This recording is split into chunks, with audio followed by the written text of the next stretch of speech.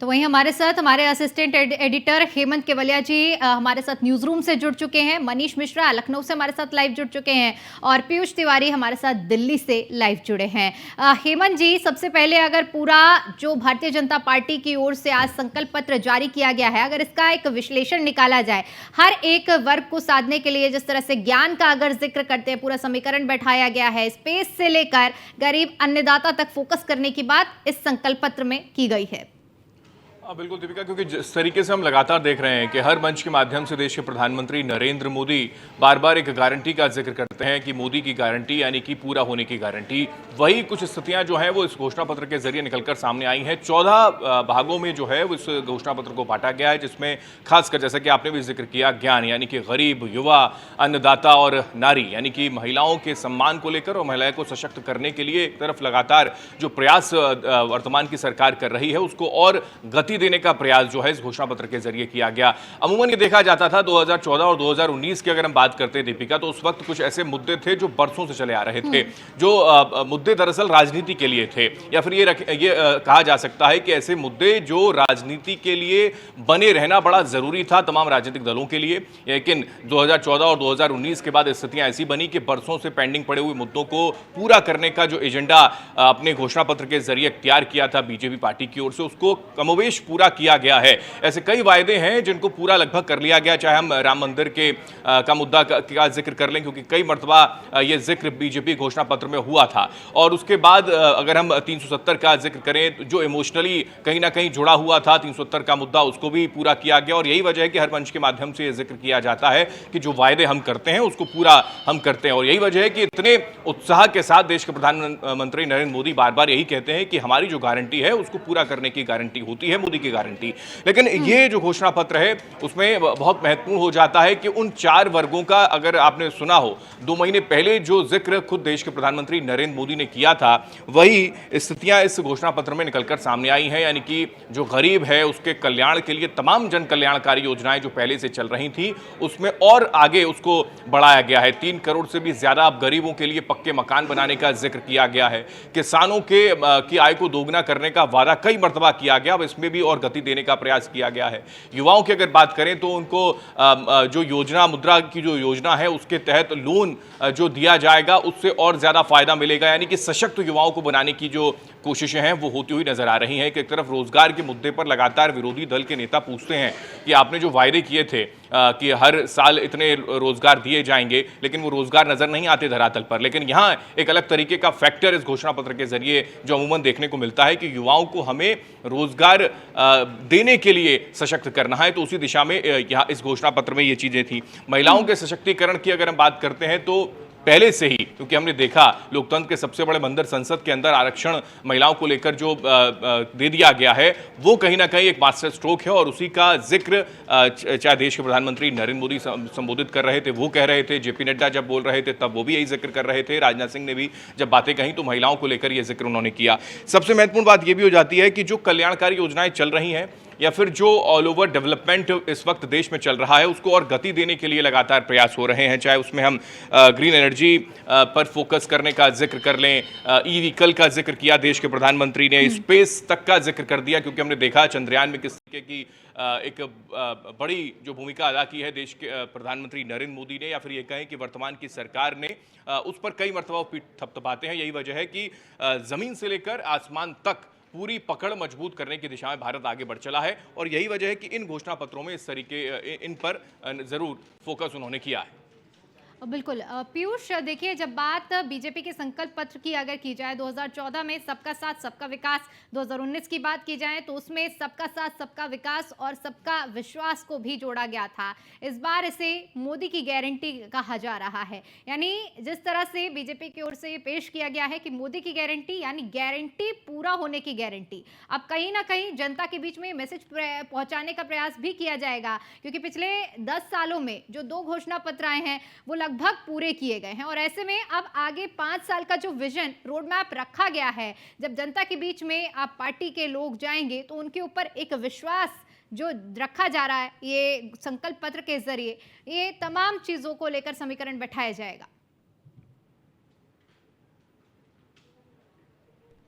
जारी कर दिया गया है और इसी मंच से ये संकल्प पत्र जारी किया गया है और ये नाम दिया गया है, ये है मोदी की गारंटी। यानी कि मोदी की गारंटी 2024 जो है वो नाम दिया गया है इस संकल्प पत्र का। प्रधानमंत्री नरेंद्र मोदी ने इसी मंच से इस संकल्प पत्र का लोकार्पण किया है और सबसे बड़ी बात है कि इस बार भारतीय जनता पार्टी ने, चाहे वो गरीब हो, युवा हो, किसान हो, सबका ध्यान रखा है इस घोषणा पत्र में, या यूं कहें कि संकल्प पत्र में। प्रधानमंत्री ने क्या कहा? प्रधानमंत्री ने कहा कि जिसे कोई पूछता नहीं है, मोदी उसे पूछता है। इसके साथ ही प्रधानमंत्री ने कहा कि भारत सरकार ने पिछले 9 सालों में जो काम किया है वो ऐतिहासिक रहा है। इस दौरान आपने देखा कि जो पहले से योजनाएं चल रही थी, उन योजनाओं को भी अब बेहतर किया गया है। यानी कि आयुष्मान योजना की अगर हम बात करें तो आपने प्रधानमंत्री को सुना कि आयुष्मान योजना में जो 70 साल से ज्यादा उम्र के जो बुजुर्ग हैं, उनको भी शामिल किया जाएगा। यानी कि एक तरीके से वो भी इस दायरे में होंगे। जो ट्रांसजेंडर हैं वो भी इसके दायरे में होंगे, यानी कि वो भी लाभ प्राप्त कर सकते हैं। इसके साथ ही रेलवे सेक्टर की अगर हम बात करें तो आपने देखा कि एक के बाद एक कई वंदे भारत ट्रेन भी चलाई गई हैं।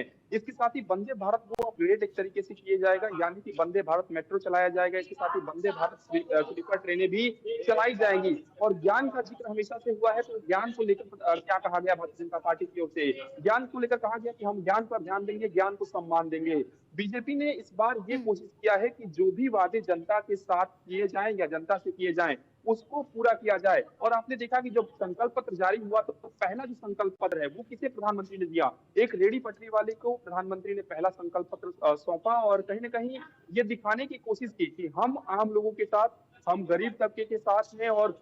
जो संकल्प हम गरीब तबके से कर रहे हैं उसको पूरा करेंगे। इसके साथ ही चाहे शिक्षा सेक्टर की बात करें, स्वास्थ्य सेक्टर की बात करें, जो पुरानी योजनाएं हैं उनमें उनको बेहतर से बेहतर किस तरीके से किया जाए, इसको लेकर भी जिक्र किया गया। इसके साथ ही सबसे बड़ी बात है कि प्रधानमंत्री नरेंद्र मोदी की बात करें या रक्षा मंत्री राजनाथ सिंह की बात करें या भारतीय जनता पार्टी के राष्ट्रीय अध्यक्ष जेपी नड्डा की बात करें, इन सबका एक ही बात कहना था कि हम जब भी संकल्प पत्र बनाते हैं तो हम जनता से राय लेते हैं, लोगों से पूछते हैं कि क्या कुछ बेहतर किया जा सकता है, और उस पर हमने काम किया। इस दौरान प्रधानमंत्री ने रक्षा मंत्री राजनाथ सिंह की तारीफ भी की कि जिस तरीके से उनके नेतृत्व में मैनिफेस्टो कमेटी बनी और उनको अध्यक्ष बनाया गया और उन्होंने किस तरीके से इसको तैयार किया। तो भारतीय जनता पार्टी इस बार विकास के मुद्दे को लेकर जनता के बीच में जाएगी, क्योंकि पिछली बार भी विकास के मुद्दे को लेकर भारतीय जनता पार्टी जनता के बीच में गई थी। लेकिन इस बार प्रधानमंत्री ने यह भी क्लियर कर दिया है, इनमें 2 चीजें नई जोड़ी गई है। यानी कि मौखिक रूप से प्रधानमंत्री ने कहा कि हम वन नेशन वन इलेक्शन की ओर आगे बढ़ रहे हैं। इसके साथ ही प्रधानमंत्री ने कहा कि यूसीसी को लेकर भी हम काम कर रहे हैं। यानी कि एक संदेश दे दिया गया है, एक मैसेज दे दिया गया है कि सरकार रिपीट होती है। जिस तरीके से भारतीय जनता पार्टी कॉन्फिडेंस में है, तो कहीं ना कहीं यूसीसी को लेकर भी हम आगे बढ़ेंगे, यानी कि भारतीय जनता पार्टी आगे बढ़ेगी। इसके साथ ही तमाम जो वादे हैं वो किए गए, लेकिन प्रधानमंत्री नरेंद्र मोदी ने सीधे तौर पे ये भी कहा कि जो पुराने ठीक हमारे मंदिर हैं, जो हमारे ऐसे स्थल हैं, उनको बेहतर किया ठीक जाएगा। है पीयूष। और आपने देखा कि मनीष, इस संकल्प पत्र के जरिए जिस तरह से भारतीय जनता पार्टी का विजन रहा है, हर एक वर्ग को साधने की बात की गई है। अभी जैसे कि हेमंत जी भी जिक्र कर रहे थे कि जमीन से लेकर आसमान तक भारतीय जनता पार्टी ने पूरे साधने का पुरजोर प्रयास किया गया है और वो साफ तौर पर इस संकल्प पत्र में देखने को भी मिल रहा है। निश्चित तौर से देखिए, भारतीय जनता पार्टी ने जिस तरह से अपना संकल्प पत्र घोषित किया है उसमें आप देखेंगे तो 2014 से लेकर 2014 की बात करें, चाहे 2019 की बात करें, 2014 से 2024 तक जो काम किए गए हैं उसमें कहीं ना कहीं जिस तरीके से उन्होंने काम को पूरा किया, अपने संकल्प पत्र को पूरा किया है, उसकी गारंटी के तौर पर इस संकल्प पत्र को किया गया। गारंटी उस बात की कि हमने जो संकल्प किए थे उसको पूरा किया। इस बार भी आप जिस तरीके से आप देखेंगे, चाहे महिलाओं की बात हो, चाहे रोजगार के लेके युवाओं की बात हो, चाहे आप जिस तरह से हमारे दोनों सहयोगी ने बात की जो ज्ञान की बात की गई थी, उसमें कहीं ना कहीं जिस तरीके से जो संकल्प को पूरा किया उसके बाद एक कॉन्फिडेंस मिलता है कि उन चीजों को और आगे किस तरीके से बढ़ाया जाए। चाहे वो मुफ्त राशन की बात करें, चाहे गैस की बात कर लेंगे, चाहे सड़कों की बात कर लेंगे, चाहे आप ट्रेन कनेक्टिविटी और वंदे भारत जैसी जो आधुनिक ट्रेन है उनकी बात कर लेंगे। पहले 2014 पहले आपने देखा होगा कहीं इस चीज का कोई जिक्र होता नहीं था, विकास की बातें होती थी। तो विकास को अगर धरातल पे उतारने की बात की जाए तो शायद निश्चित तौर से भारतीय जनता पार्टी ने वो करके दिखाया और शायद उसी की झलक दिखती है संकल्प पत्र 2024 के जो घोषणा पत्र है उसमें। जिस तरीके से प्रधानमंत्री नरेंद्र मोदी ने अपने संबोधन में कहा था कि हमने जो लोग को कोई पूछता नहीं था उनको पूजा हो, उस निश्चित तौर से चाहे वो राम मंदिर के निर्माण की बात हो, चाहे काशी कॉरिडोर की बात करेंगे, उन मजदूरों तक को उन्होंने उनके नमन करते हुए दिखाया थे प्रधानमंत्री नरेंद्र मोदी, जिसको कहीं न कहीं जो लोग अनदेखा कर देते थे। तो निश्चित तौर से उन्होंने वो काम किए हैं और इसकी गारंटी कहीं ना कहीं लेके एक बार फिर से 2024 में सामने अपनी जनता के सामने जाते हुए नजर आ रहे हैं। और जो संकल्प पत्र किए गए हैं उसमें उन चीजों का जिक्र किया, उनसे जो चीजों का जिक्र भी किया गया है जो 2014 के बाद से लगातार भारतीय जनता पार्टी करती नजर आ रही है और अब उनको और तेजी से इसको शुरू भी किया जाएगा। तो निश्चित तौर से कहीं ना कहीं भारतीय जनता पार्टी कॉन्फिडेंट लगती है और संकल्प पत्र के जरिए अपनी उन बातों का, उन चीजों का जिक्र किया है जिस चीज को 2014 से शुरुआत की थी और वो लगातार इम्प्लीमेंट किया गया। उनमें और किस तरीके से इम्प्लीमेंट के साथ तेजी लाई जाए इसका भी जिक्र कहीं ना कहीं किया गया और वो साफ तौर से दिखता है। जिस तरीके से चाहे चंद्रयान की सफलता की बात करें, चाहे हम सूर्य के पास पहुंचने की बात कर ले, चाहे हम सड़कों की बात कर ले, तो आज आप देखेंगे आसमान से लेकर जमीन तक की जो चीजें कही गई थी संकल्प पत्र में या घोषणा पत्र में 2014 और 2019 में, उसको कहीं ना कहीं पूरा करने के साथ आपके 2024 में जो संकल्प पत्र है उसमें आगे के साथ आत्मविश्वास का बढ़ती नजर आ रही है मोदी सरकार। तो निश्चित तौर से एक बार फिर से संकल्प पत्र के जरिए अपनी बातों को रखने की कोशिश की है और देखना होगा 2014 और 2019 की तरह इस बार भी क्या जनता इस संकल्प पत्र को मानती है और भारतीय जनता पार्टी को जिस तरीके से 400 पार का आंकड़ा की बात करती नजर आ रही है, क्या उसको इस बार पूरा समर्थन देखिए आने वाला वक्त रहेगा। 4 जून तक थोड़ा सा इंतजार करना पड़ेगा। हालांकि सभी पार्टियों ने अपने घोषणा पत्र जारी कर दिए हैं, तो भारतीय जनता पार्टी की रूलिंग पार्टी है और लगातार सत्ता में है पिछले 10 सालों से। एक बार उनके संकल्प पत्र में जरूर ये दिखता है कि जो काम उन्होंने किया है उसमें कहीं ना कहीं अब की बार और तेजी से विकास होगा, इसकी गारंटी के साथ मोदी की गारंटी संकल्प पत्र ये जारी कर दिया गया है। जी बिल्कुल, मोदी की गारंटी के तौर पर इसे पेश किया गया है, इसे नाम दिया गया है। हेमंत जी, अगर देखें तो भारतीय जनता पार्टी की ओर से इस संकल्प पत्र को जारी करने में समय जरूर लिया गया है, लेकिन अगर इसका एक कंपैरिजन निकाला जाए जो कांग्रेस की ओर से संकल्प पत्र यानी न्याय पत्र जारी किया गया है, अगर बीजेपी के संकल्प पत्र को देखा जाए जिसमें महिला एक तरफ कांग्रेस की ओर से महिलाओं के और तमाम मुद्दों को लेकर न्याय की बात कही जा रही है, तो वहीं अगर बीजेपी के संकल्प पत्र को देखते हैं तो 2047 तक के विजन को उन्होंने अपने संकल्प पत्र में रख दिया है। बिल्कुल, क्योंकि अमूमन देश के प्रधानमंत्री जब भी जिक्र करते हैं तो वो फ्यूचर पॉइंट ऑफ व्यू से कई मरतबा बात करते हैं और 2047 का जिक्र उन्होंने इस घोषणा पत्र में तो खैर किया ही है, ये प्लान तो है ही, लेकिन उसके साथ साथ कई मरतबा 2047 का जिक्र उन्होंने किया है हर मंच के माध्यम से। और यही वजह है कि आपने देखा दीपिका की जो 2014 से लेकर 2024 तक यानी कि अभी तक 10 सालों के अंदर जो वर्तमान की सरकार काम कर रही, मोदी 1.0 मोदी सरकार 2.0 जो काम दरअसल कर रही है, उनकी तमाम जन कल्याणकारी योजनाओं में और उसको बढ़ाने का प्रयास किया है। चाहे गरीबों के घर 3 करोड़ पक्के घर बनेंगे, ये गरीब कल्याण को लेकर एक महत्वपूर्ण योजना सरकार की ओर से चलाई जा रही थी, तो उसको एक हरी झंडी मिलती हुई नजर आती है। जैसा कि जिक्र अभी मेरे सहयोगी पीयूष भी कर रहे थे कि कहीं ना कहीं जो आयुष्मान योजना है उसको लेकर और उसमें विस्तार करने की दिशा में एक कदम बढ़ाया गया इस घोषणा पत्र के जरिए कि अब बुजुर्गों को भी 60 साल से ज्यादा की उम्र वाले लोगों को भी इसका लाभ मिल सकेगा और ज्यादा फायदा जो है आवाम तक पहुंच सकेगा, क्योंकि ये बहुत महत्वपूर्ण हो जाता है किसी देश के लिए कि जो गरीब है या फिर मध्यम वर्गीय जो लोग हैं वो उनको स्वास्थ्य का जो बीमा है, स्वास्थ्य बीमा मिल सके, उनको स्वास्थ्य का लाभ मिल सके, सरकार की तरफ से योजना का लाभ मिल सके। ये जो शुरुआत आयुष्मान योजना के तहत वर्तमान की सरकार की ओर से की गई, उसका बड़ा फर्क जो है विधानसभा के चुनावों में भी देखने को मिला है, क्योंकि कई ऐसी राज्य सरकारें रहीं जिन्होंने इसको अलग अलग तरीके से और 2 कदम आगे बढ़ाते हुए बीजेपी की सरकार जो है, चाहे वो हमने हिमाचल में जब सरकार थी या फिर उत्तर प्रदेश की अगर हम बात कर लें, ऐसी कई सरकार बीजेपी की हैं जिन्होंने आयुष्मान योजना का एक नए नाम देकर और प्रबल बनाने का प्रयास किया है। और यही वजह है कि यही हरी झंडी है कि 2014 के बाद 19 और 19 के बाद अब 24 में इस योजना को और विस्तार देने का प्रयास किया जा रहा है। युवाओं को लेकर खासकर जैसा कि आपने कहा कि कांग्रेस के घोषणा पत्र में युवाओं का जिक्र है, उनको न्याय दिलाने का जिक्र है, महिलाओं को न्याय दिलाने का जिक्र है, लेकिन इस घोषणा पत्र में, संकल्प पत्र में यह बताने की कोशिश की गई है कि हम युवाओं को सशक्त बनाने की कोशिश कर रहे हैं।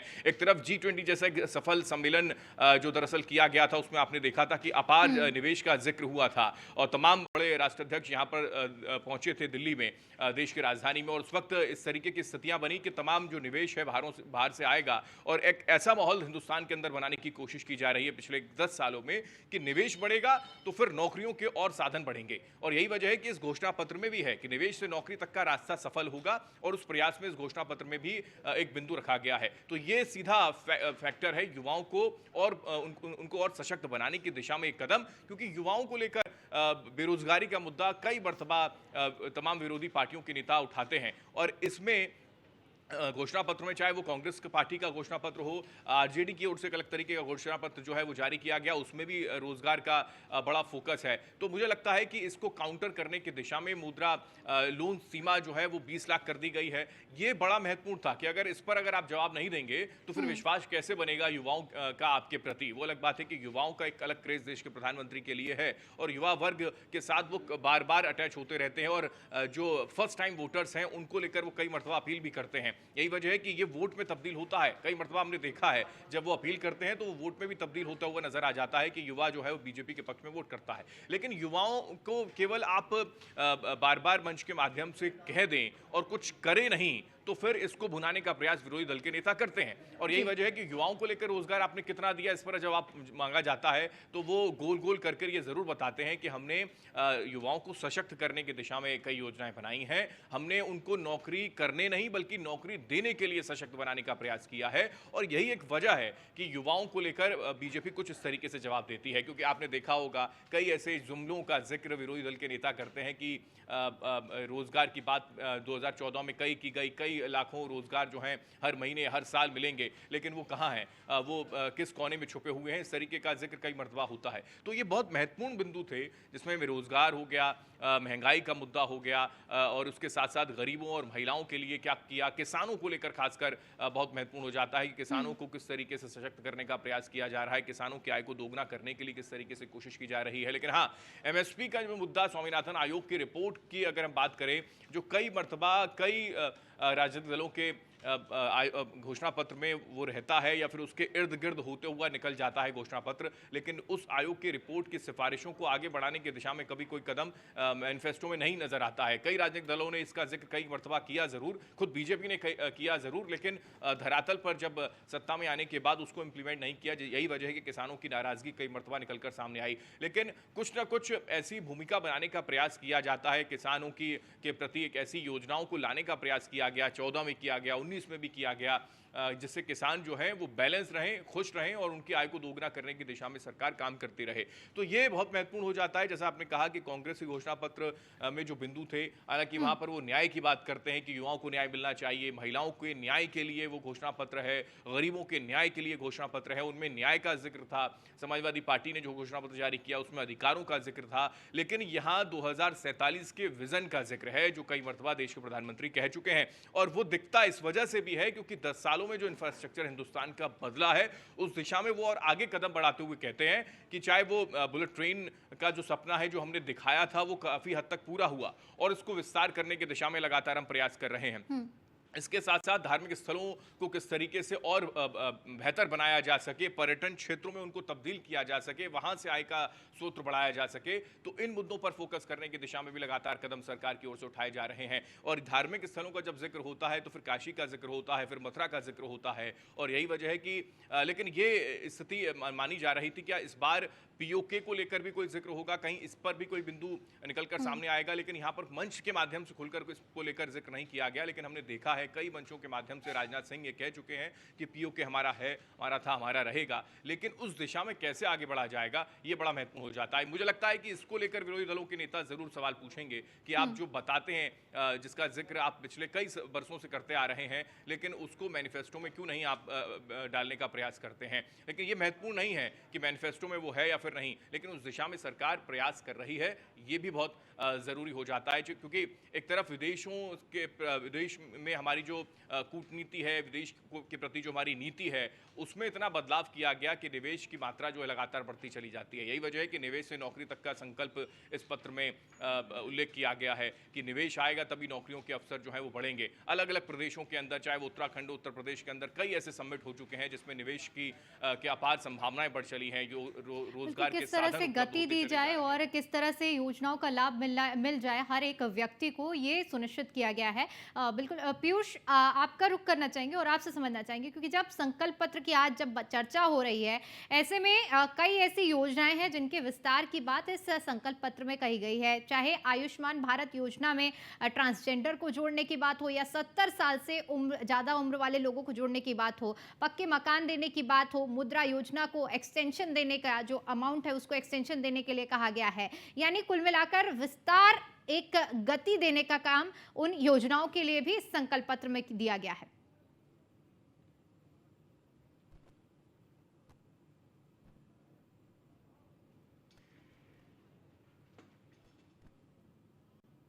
से भारतीय जनता पार्टी ने अपने संकल्प पत्र में किया है, यानी कि ज्यादातर योजनाओं को बेहतर बनाने का और पहले से प्रयास किया गया है। इसके साथ ही आपने देखा होगा कि आमतौर पे जो राजनीतिक दल होते हैं, जब उनके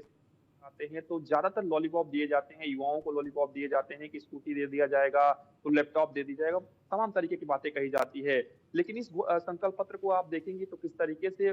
इस आधार पर बनाया गया है कि किसी को भी, यानी कि चाहे वो किसान हो, युवा हो, महिला हो, किसी को भी इस तरीके का बड़ा लॉलीपॉप नहीं दिया गया है, यानी कि उन्हें आकर्षित नहीं किया गया है, बल्कि जो योजनाएं धरातल पर चल रही हैं उनको बेहतर बनाया जाएगा। प्रधानमंत्री ने कहा कि ड्रोन दीदी, आपने देखा होगा कि प्रधानमंत्री ने हाल ही में एक योजना शुरू की थी ड्रोन दीदी, जिसमें महिलाओं को किस तरीके से ट्रेनिंग देना है, किस तरीके से सशक्त बनाना है और किस तरीके से जोड़ना है, इसको लेकर भी काम चल रहा है, तो उसको आगे बढ़ाना है, प्रधानमंत्री ने कहा है, यानी कि संकल्प पत्र में जिक्र किया गया है। इसके साथ ही आपने देखा कि जब कांग्रेस का न्याय पत्र आया था, यानी कि कांग्रेस का घोषणा पत्र आया था, तो युवाओं के लिए तमाम बातों का जिक्र किया गया था। पेपर लीक मामले में फास्ट ट्रैक बनाने का के लिए, गठन के लिए बात कही गई हम्म। थी। यहाँ पर यानी कि संकल्प पत्र में भी पेपर लीक मामले में पेपर इसको रोकने के लिए एहतियातन तमाम कदम उठाने के लिए कहा गया है, यानी कि युवाओं के भविष्य के साथ किसी भी तरीके से खिलवाड़ ना हो, इसका भी जिक्र कहीं न कहीं संकल्प पत्र में किया गया है। और सबसे बड़ी बात है कि इस संकल्प पत्र को तैयार भी इसी आधार पर किया गया है कि कोई भी जो तबका है वो ना छूटे। और इस संकल्प पत्र को तैयार करने के पीछे आपने देखा कि एक और मंशा रही, क्योंकि तमाम जो मंदिर हैं, आपने देखा कि बाबा काशी विश्वनाथ कॉरिडोर को किस तरीके से बनाया गया, हम्म। प्रभु श्री राम का जो मंदिर है वो सुप्रीम कोर्ट के आदेश के बाद बना, लेकिन इसको भव्य किस तरीके से बनाया गया, अयोध्या किस तरीके से विकास किया गया, क्योंकि पिछली बार भी घोषणा पत्र में इस तरीके के जो वादे थे वो नहीं थे, लेकिन सरकार जो है वो कहीं ना कहीं अपने एजेंडे कह लीजिए या जो सरकार वादे करती है, जो बीजेपी कहती है, वो उस दिशा में आगे बढ़ती है। वन नेशन वन इलेक्शन के मुद्दों को लेकर किस तरीके से कमेटी बनाई गई, किस तरीके से कमेटी की बैठकें हुई, और प्रधानमंत्री ने यहाँ यानी कि इस मंच से जिक्र भी कर दिया कि वन नेशन वन इलेक्शन की ओर हम काम कर रहे हैं। इसके साथ ही यूसीसी का भी जिक्र प्रधानमंत्री ने कह दिया कि हम उस दिशा में भी आगे बढ़ रहे हैं। सीएए चूंकि लागू हो चुका है, सीएए का भी जिक्र प्रधानमंत्री ने कहा किया, तो निश्चित रूप से एक समावेश जो है वो बनाने का प्रयास किया गया है। और सबसे बड़ी बात है कि बीजेपी इस बार जो डिजिटल इंडिया है उसको किस तरीके से बढ़ावा दे, यानी कि 5G लागू किया, 5G चल रहा है और उसको ठीक है। उसका विस्तार किया ठीक जा है रहा है। पीयूष और हेमंत जी, आप दोनों का बहुत बहुत शुक्रिया हमारे साथ जुड़ने के लिए और जानकारी के लिए।